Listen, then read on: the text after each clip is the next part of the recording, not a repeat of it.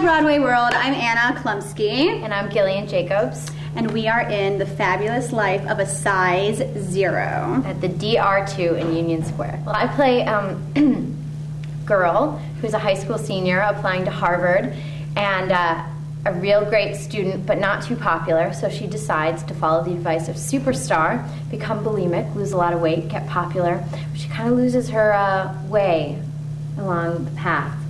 Bulimia wasn't losing her way? No, it was the stuff that came later. That actually helped her out a lot. She got a boyfriend. That's true. Also aided Tell by him everything. Yeah, sorry. Aided by my friend. Oh yes, I play many characters, but most of my stage time is playing Heather, which is Girl's best friend.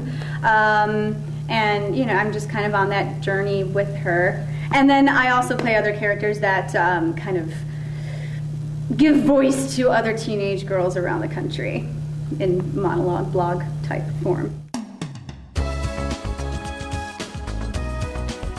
I think because it doesn't just come from media, it comes from parents, like you see in the play, it comes from your peers. And you know, when you hit adolescence, there's this whole other world of attraction and wanting to be desirable to the opposite sex, and I think boys as much as girls have ingested this image of women that's been produced by the media, so that maybe their expectations of girls match what they see in magazines as well. So I think that everyone wants to be loved, everyone wants to fit into the image of the norm, and parents want what they think is best for their kids, but they don't always know the best way to go about getting that for them. I also think that celebrity culture has become much more pervasive through blogs and websites, and that we know more and more about the day-to-day lives of our celebrities, so maybe that makes it feel more attainable in a way, because we know so many facts about them. Feel like we know them even though we don't. And so why can't you wear their jeans and drink their favorite drink and go to the clubs that they like to go to?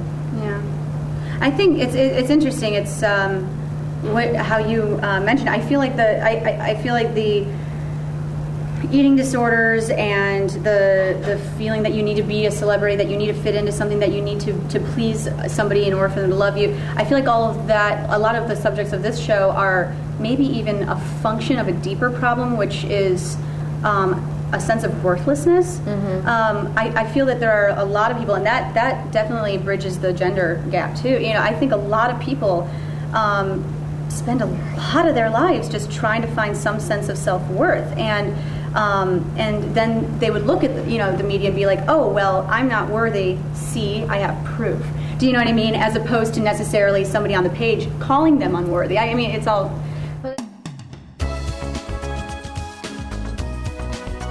I never necessarily felt like I was any kind of a role model, because I was 10 years old and I definitely was looking for a role model myself. Do you know?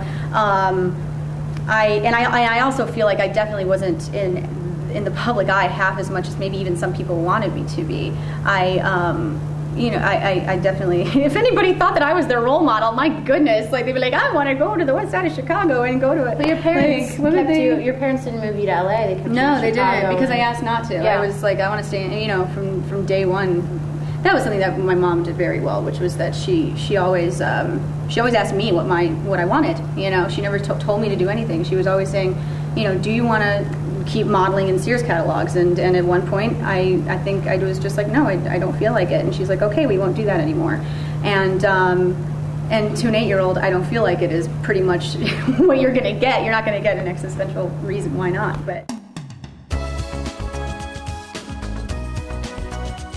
that's a big theme of the show, is the anyone can be a star theme. And right, I mean, you can speak more to that, because that's definitely more your character. Yeah, I mean, I think there's a compulsion among teenagers to maybe share too much sometimes, and it's, you can give it sort of minute by minute updates of your life. And but I remember, to take it to a serious level, when the Virginia Tech shootings happened, there was a kid who was writing on LiveJournal, and he became sort of, the media fixated on him as this kid who's there experiencing it and writing it firsthand.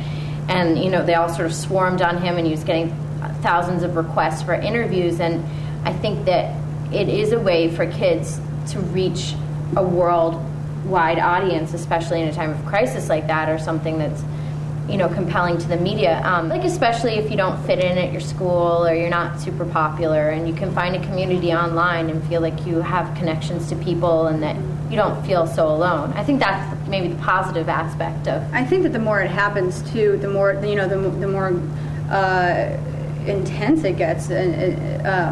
I think just being educated about what could happen with it, who's watching, you know, there has to be a balance of knowing that you're writing stuff that people will be reading, and you got, you know, it's something that it's a great thing, because yes, it's like journaling, it's like a diary, it's like, you know, it's like Diary of Anne Frank times. But it'll 20. be interesting to see if these kids, when they go for job interviews in 10 years, if their employer is going to be like, well, I Googled you, and I saw that in 6th grade you like to do that's a good X, point. Y, and Z. I don't know. It's true. I think privacy is a very lovely thing, and I think it's a right that we all have, and yeah, if you know, when before, especially in like a teenager world, or even preteen, like, you know, kids, like young kids who, you know, have their own email accounts or something like that, I don't think they have a sense of, they're still trying to make friends. They still want to know, you know, they're still in the I want to be loved mode, and I think that it's very important that they're educated about what they are, you know, partaking in when they are doing a blog or a MySpace or something like that, because the wrong people could be watching.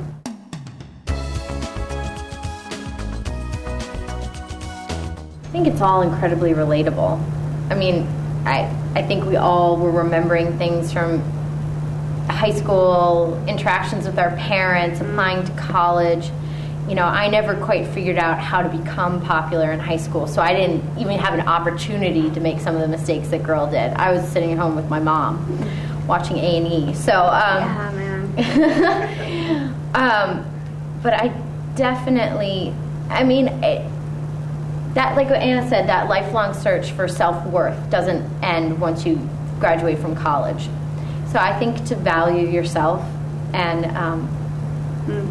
to appreciate what's unique about you, because I think that's the thing in high school. Everybody wants to conform, nobody wants to stand out, and all the things that make you an interesting adult are liabilities when you're a teenager. Yeah. Professionally, what I've learned about the like playing characters like this is that it's so easy to maybe do a caricature, you know, of these kids, or of like what you see on TV, and you're like, oh, I know this is my Super Sweet 16, and I got, you know, and just like make it a caricature. But it's certainly made me explore this next generation of girls as people, as opposed to just people who talk weird, like, you know, or talk different from myself.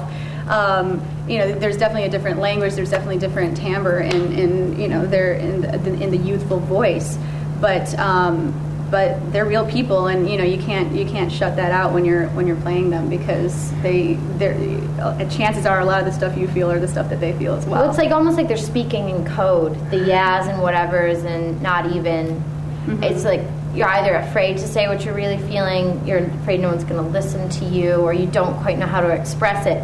So they speak to each other in this coded language that Marissa really found. Yeah. And I think that we've had a lot of fun exploring the scenes between the two of us as friends, and what that relationship is like, and those subtle betrayals. And I think teenage girls are intensely aware of how they're affecting other people and how they're making other people feel. Yes. So two like very alive people on stage, very concerned about how they're making the other one feel. Right. It makes for a fun scene.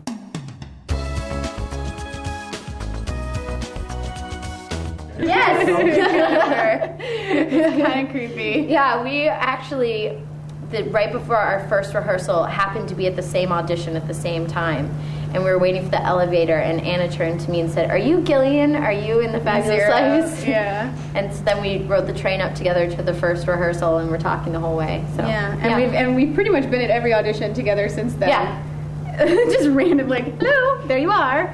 And we, bizarre things in common from when we were. But we'd never been in an audition at the same time prior to that. Exactly. But now, since we've started doing the show see each other all the time. The universe works in mysterious ways.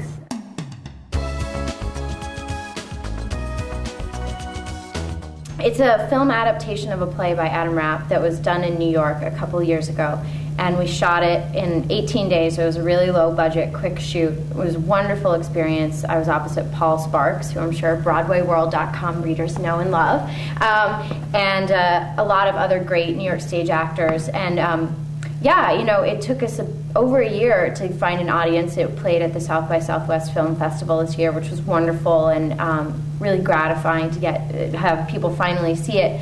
I'm not sure as to the status at this present moment, but I hope that someday it will find distribution, because I think it's a really great film with some great performances. I hope to see it too. Yes, absolutely.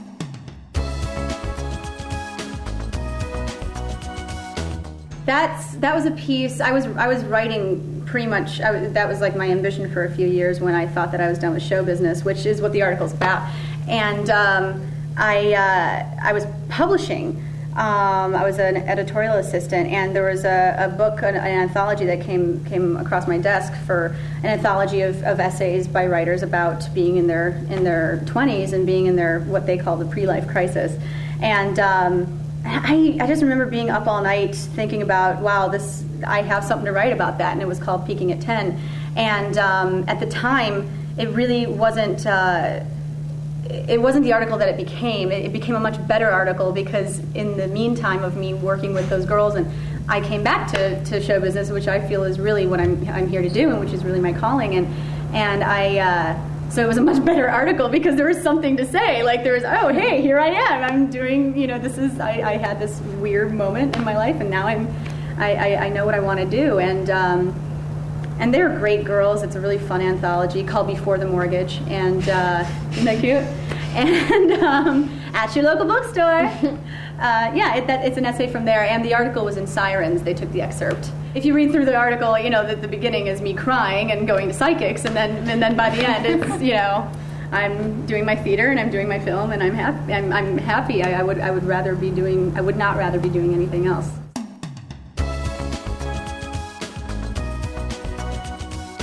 Witty and smart and biting and heartfelt, and it'll make you cry and it'll make you laugh, and there's dancing. There's musical numbers. If you want to see Gillian Jacobs dance, the only place to find it is at the DR2 until July 1st. Thanks for watching Broadway World from the fabulous life of a size zero.